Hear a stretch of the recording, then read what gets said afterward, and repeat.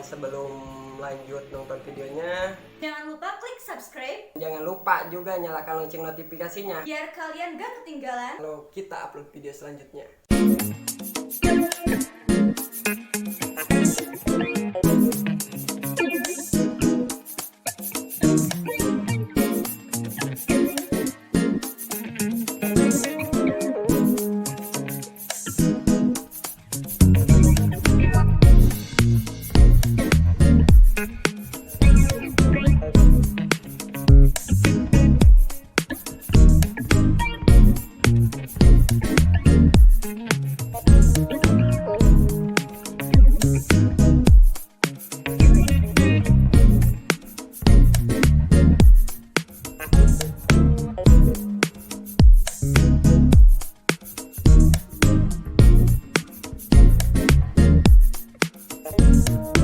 Hai netizen brand, ketemu lagi dengan gue Denda di konten Kota Komentar Berita. Jadi di video kali ini gue akan membawakan berita-berita terhangat, terupdate, terpopuler sepanjang minggu ini.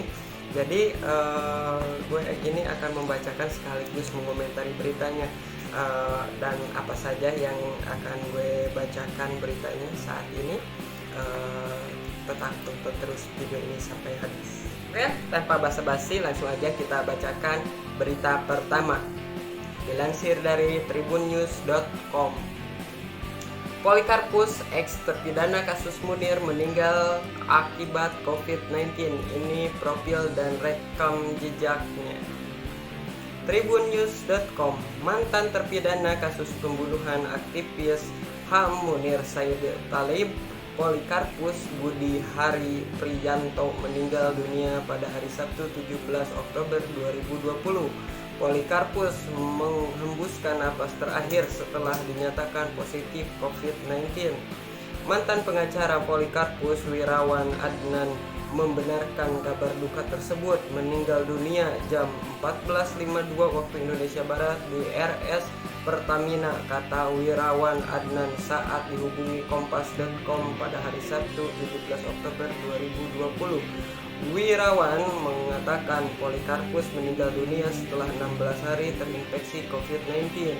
Kabar ini ia dapatkan dari istri Polikarpus, Yosepa Hera Iswandari. Polikarpus telah dinyatakan bebas bersyarat pada 2014 setelah menjalani masa tahanan selama 8 tahun. Nama Polikarpus sempat menjadi sorotan ketika dirinya terlibat dalam pembunuhan yang menimpa Munir. Lantas bagaimana jejak kasus Polikarpus hingga dinyatakan sebagai tersangka? Kita akan bahas. Pada 7 September 2004, aktivis HAM Munir meninggal dalam penerbangan Garuda Indonesia GA974 dari Jakarta ke Amsterdam via Singapura. Pada 10 November 2004, hasil autopsi Munir tuntas dikerjakan. Penyebab kematiannya diperkirakan dari racun arsenik. Pada 17 November 2004, Mabes Polri membentuk tim untuk menyelidiki kematian Munir. 26 Septembernya 2004, Mabes Polri mulai memeriksa Polikarpus Budi Hari Priyanto, pilot Garuda Indonesia yang namanya tercatat sebagai kru dalam penerbangan tapi tidak ikut terbang dari Singapura ke Amsterdam. 23 Desember 2004, tim pencari fakta atau TPF kasus meninggalnya Munir dibentuk melalui Kepres 11/2004. 14 Maret 2005, Mabes Polri kembali memeriksa Polikarpus. Pada 8 Maret 2005, Polikarpus ditetapkan sebagai tersangka dan ditahan di rutan Mabes Polri. 15 Juli 2005, berkas perkara Polikarpus diserahkan ke Kejaksaan Tinggi Jakarta. 29 Juli 2005, berkas perkara Polikarpus dilimpahkan ke PN Jakarta Pusat. 9 Agustus 2005, Polikarpus mulai diadili di PN Jakarta Pusat. Polikarpus didakwa melakukan pembunuhan berencana dan memalsukan dokumen. 1 Desember 2005, Polikarpus dituntut hukuman seumur hidup. Menurut jaksa, Polikarpus terbukti telah merencanakan pembunuhan dan menggunakan surat tugas palsu unsur menghilangkan nyawa orang lain. Menurut jaksa tersebut, dengan adanya racun arsenik kadar tinggi dalam tubuh Munir. Hasil visum dan autopsi menguat hal tersebut mengenai proses peracunan yang tidak terungkap dalam persidangan. Jaksa menganalisa pendapat ahli racun dari segi notoir fighting untuk menganalisa lebih lanjut masuknya arsenik ke lambung Munir. Berdasarkan keterangan itu, dapat dibuktikan racun masuk melalui perantara makanan cair. 20 Desember 2005, Polikarpus divonis hukuman 14 tahun penjara. Polikarpus dinilai terbukti turut melakukan pembunuhan berencana dan memalsukan surat. Menurut majelis hakim, masuknya arsenik ke tubuh Munir tidak melalui orange juice seperti yang didakwakan, namun melalui mie goreng yang disantap Munir pada penerbangan Jakarta-Singapura. 27 Maret 2006, Pengadilan Tinggi Jakarta menjatuhkan vonis 14 tahun penjara. Dalam berkas putusan tersebut, majelis hakim banding menyatakan sependapat dengan alasan dan pertimbangan hukum majelis hakim tingkat pertama karena sudah tepat dan benar dari fakta yang diperoleh di persidangan telah terbukti racun arsenik telah masuk ke dalam lambung Munir dan racun arsenik itu telah menyebabkan kematian Munir. Basuki, hakim yang menjadi ketua majelis hakim, mengatakan pendapat berbeda. Ia mendapatkan bahwa pendapat majelis hakim tingkat pertama yang memasukkan alternatif lain terbunuhnya Munir, yaitu racun arsen dimasukkan ke mie goreng bukan ke jus jeruk. Menurut Basuki, dengan masuk alternatif lain dalam dakwaan berarti telah terjadi pengesampingan dakwaan yang mengabaikan hak terdakwa membela diri. Sri Handoyo, anggota majelis hakim, juga mengatakan pendapat berbeda. Ia berpendapat pertimbangan majelis hakim tingkat pertama yang menyatakan arsen masuk ke tubuh Munir melalui mie goreng tidak dapat dibenarkan. Keberadaan arsen dalam persidangan masih gelap, tidak ditemukan asal-usul arsen dan siapa yang menaburkan. Pada 4 Oktober 2006, Kasasi Mahkamah Agung menghukum Polikarpus 2 tahun penjara atas kasus penggunaan surat palsu. MA menyatakan dakwaan tentang pembunuhan berencana tidak terbukti. Menurut hakim, Polikarpus hanya terbukti menggunakan surat palsu yang dipakai ke Singapura, sedangkan dakwaan pembunuhan berencana tidak terbukti karena tidak ada alat bukti dan tidak ada saksi. Putusan majelis itu sendiri tidak bulat. Hakim Agung Arkijo Alkostar menyampaikan pendapat berbeda. Ia menyatakan Polikarpus terbukti ikut berencana membunuh Munir dan menggunakan surat palsu. Artijo sependapat dengan jaksa penuntut umum dan menghukum Polikarpus hukuman seumur hidup 25 Januari 2008.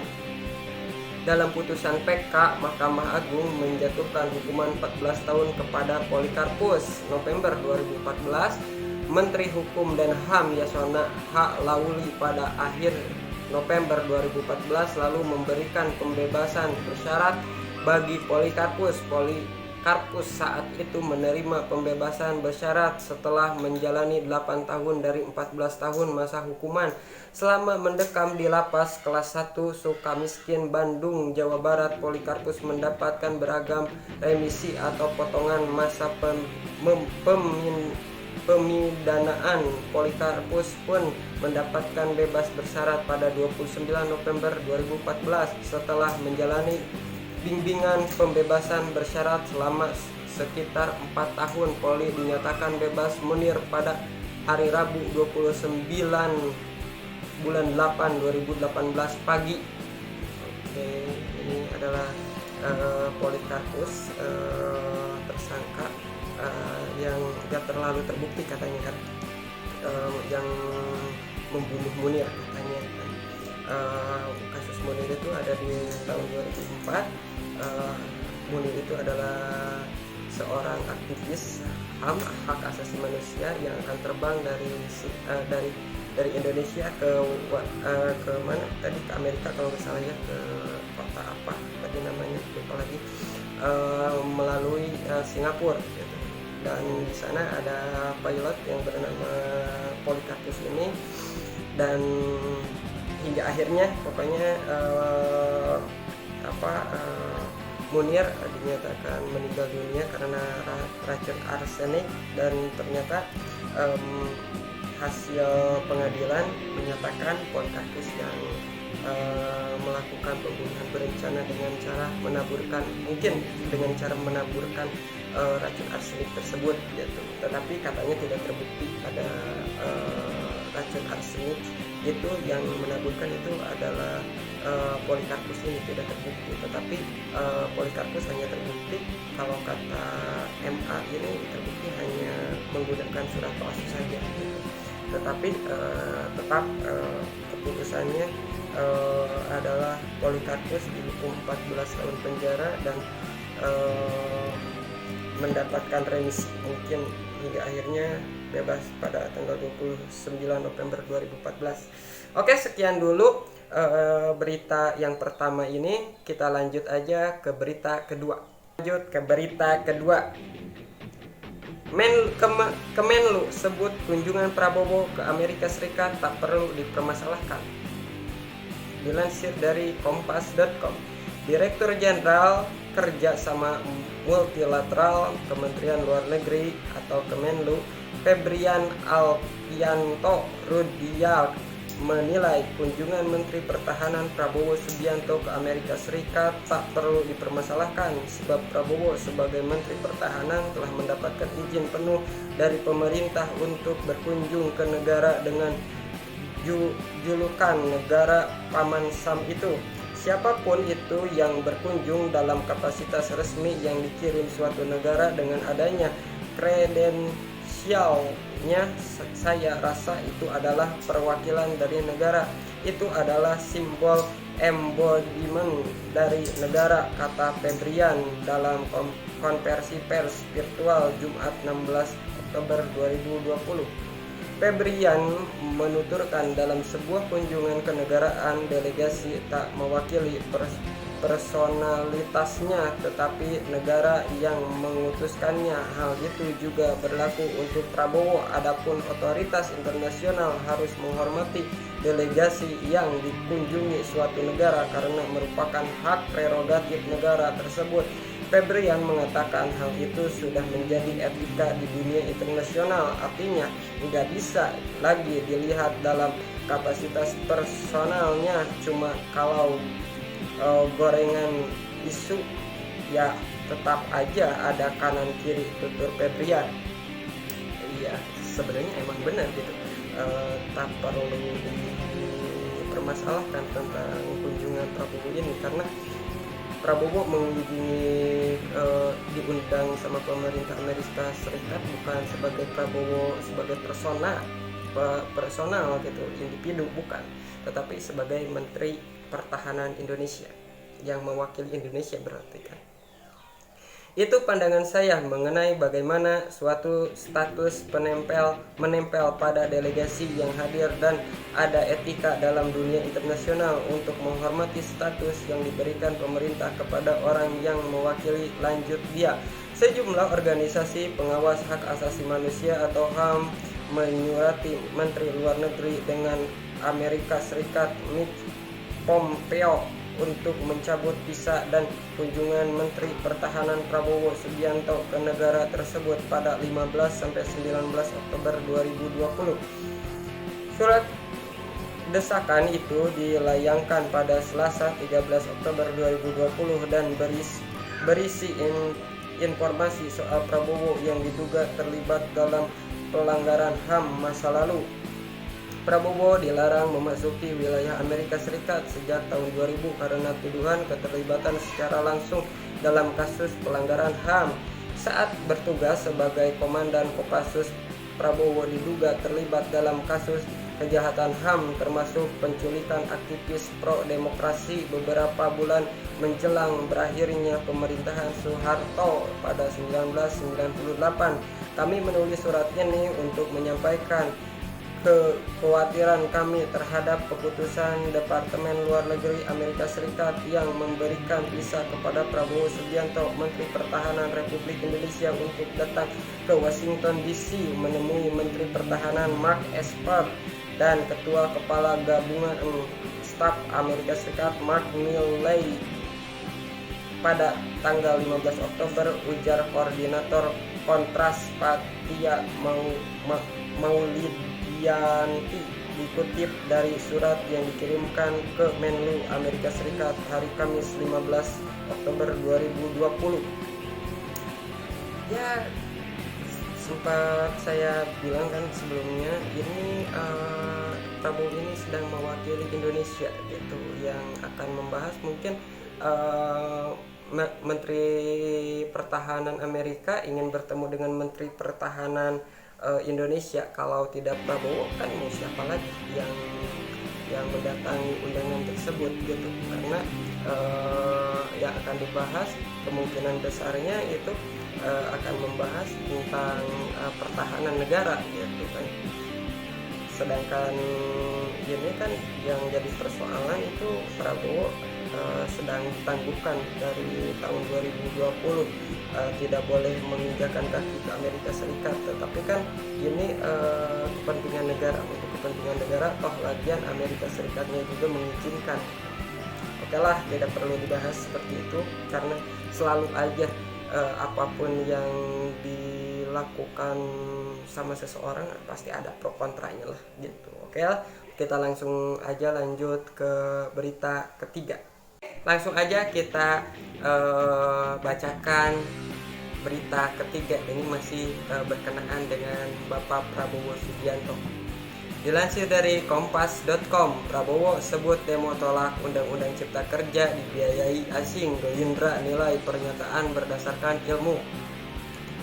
Jakarta, kompas.com, juru bicara Partai Gerindra Habibur Rahman meluruskan pernyataan Ketua Umum Gerindra Prabowo Subianto yang menyebut unjuk rasa penolakan Undang-Undang Cipta Kerja didalangi pihak asing. Menurut Habibur Rahman, hal itu disampaikan Prabowo berdasarkan ilmu strategi keamanan, bahwa di setiap aksi demonstrasi ada pihak yang berusaha memanfaatkan. Namun demikian, Prabowo tetap meyakini bahwa ada mahasiswa dan buruh yang benar-benar membela rakyat ketika aksi kemarin.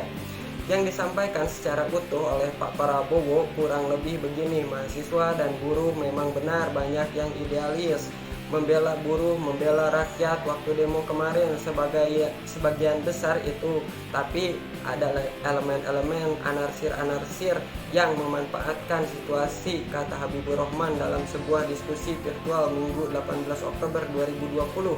Nah, logikanya Pak Prabowo kan beliau pikirannya soal strategi keamanan, hal-hal seperti itu dalam keilmuan beliau itu enggak ada yang genuine, yang genuine pasti ada pihak-pihak yang memanfaatkan situasi ini. Tuturnya, Habibur Rahman menyebutkan pemanfaatan aksi demonstrasi ini oleh pihak tertentu adalah hal yang umum, apalagi Indonesia merupakan negara besar yang mana banyak pihak berkepentingan. Jika Indonesia lemah, maka pihak asing dapat mengambil keuntungan. Oleh karenanya, menurut Habibur Rahman, pernyataan Prabowo adalah hal yang wajar. Terlebih Prabowo berlatar belakang militer yang sangat mempelajari strategi tersebut. Sangat wajar kalau beliau menurut logika tersebut, Pak Prabowo mengatakan ini pasti ada pihak asing yang mau Indonesia lemah, yang mau memanfaatkan situasi ini. Kalau Indonesia lemah, mereka bisa ambil keuntungan, ujar Habibur Rahman. Logikanya seperti itu berdasarkan kajian-kajian keilmuan strategi biasa. Kalau tentara kan ada dari akademisi, mereka belajar sekali soal itu, kata dia. Sebelumnya diberitakan Menteri Pertahanan Prabowo Subianto menyoroti kerusuhan yang terjadi setelah aksi unjuk rasa penolakan Undang-Undang Cipta Kerja beberapa hari yang lalu. Prabowo meyakini ada dalang dari kerusuhan usai demonstrasi penolakan Undang-Undang Cipta Kerja.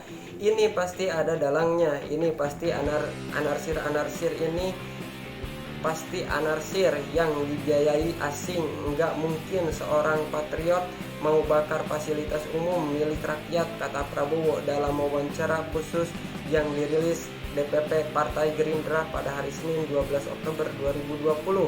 Prabowo menceritakan dirinya sempat terperangkap dalam aksi massa penolakan Undang Cipta Kerja. Menurut Ketua Umum Partai Gerindra ini, banyak mahasiswa yang tidak menggunakan masker dan tidak menjaga jarak di tengah pandemi COVID-19. Dia pun menilai bahwa penggerak aksi demonstrasi ini tidak bertanggung jawab. Ini kan mencelakakan anak-anak kita. Dalang ini tidak bertanggung jawab sama sekali. Saya sangat prihatin. Ini kan lagi COVID-19, ujarnya. Oke, beres gitu berita ketiganya ini tentang Prabowo yang mengomentari demonstrasi yang terjadi belakangan ini gitu ya. Dia dikomentari sama Prabowo.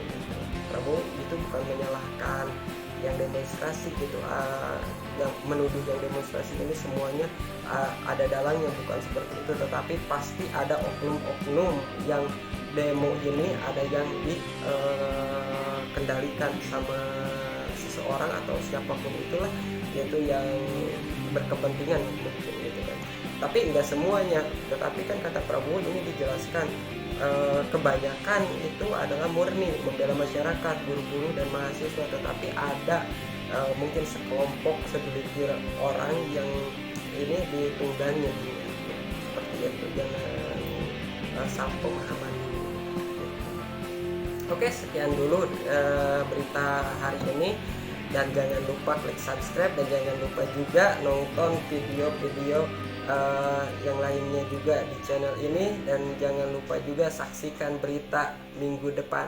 Oke, sekian dari saya, see you next time.